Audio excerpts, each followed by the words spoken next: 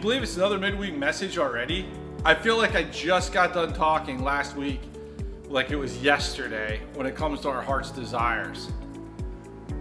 I've been having conversations as of late, though, about these concepts of mastery. It keeps coming up over and over about what does it mean to master something, to control an aspect of your life to a level that is higher up, to a spot that is just beyond the average human being, but someone that masters something, right? And this conversation about mastering goes even beyond just like the master's program, like in education, but like, what does it mean to master an aspect of our life?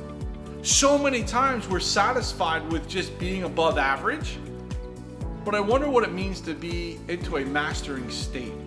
Now, I'm standing in front of this stained glass window here because it's a masterpiece. It's this beautiful piece of art that was put together, and the stained glass and the baking of the dye and everything that I don't even understand how it's done or how it's even accomplished. I know there's baking involved with the paints and so forth, but it's a master craftsmanship. And mastering something is due to self-control. And I wanted to share with you Proverbs 16:32. He who is slow to anger is better than the mighty, and he who rules his spirit than he who takes a city. Now, anger is something that is part of mastering, right? Like if you're very quick to anger, things affect you quickly. It takes it's an art form to not let things get to you.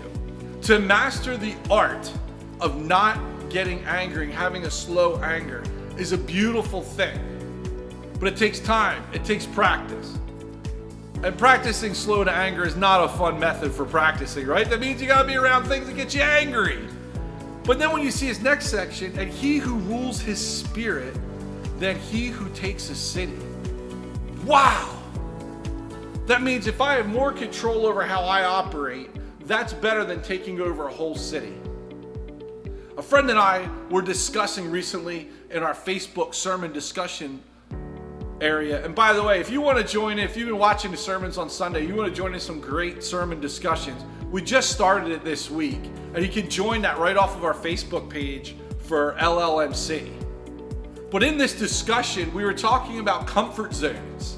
And we were talking about how, like, when I get used to being uncomfortable, right? Because we have comfort zones. These are the spaces that we love being in. And it's easy for us to engage our faith in our comfort zones. And I said, well, what happens if you become comfortable at being uncomfortable? And we started to talk about mastering. And he said, yeah, isn't that kind of hard, do you think? And I said, well, but yet he's a master in his trade.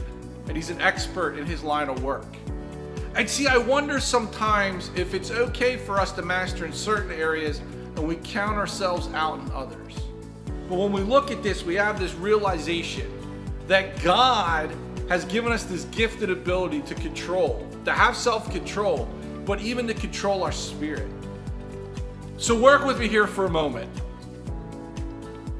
If we're tuning into God, and God is giving us information, we're spending time in prayer, we're spending time in our quiet, our heart's desires are starting to line up with His. What does it look like if we set out to master those spaces? What are you trying to master today? For me, it's the art of bicycle mechanics. Over the past 6 years, I've been trying to work at this, but not only for my self-fulfillment, but so that others can benefit and have their bike fixed. Now you might say, well, Scott, that's great, but I'm not really skilled at something. I bet you are. I bet there's a lot of things that you're skilled at, but you're counting yourself out.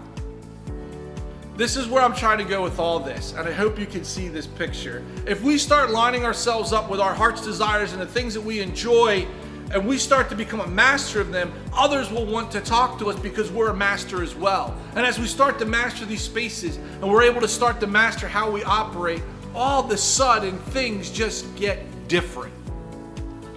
So they get different because we get used to being in those spaces. It becomes comfortable. It becomes instinctual. Just like it's an instinct for you to breathe, it's an instinct for me to listen to a break and know that it's off and what I need to do. Instinct is when you don't have to think.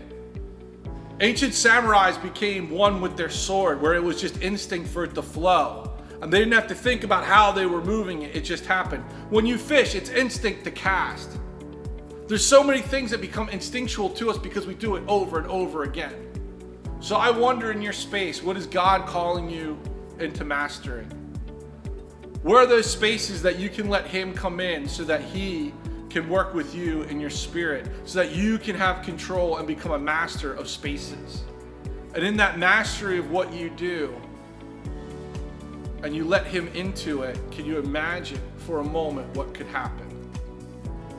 Thanks so much for watching today. I look forward to hearing, what are you mastering right now? What are you working at? Drop it in the comments below. Feel free to send an email to sroth@llmc.org. And I hope that you have an awesome weekend and that you're having some fun this week in this beautiful weather. Have a good one.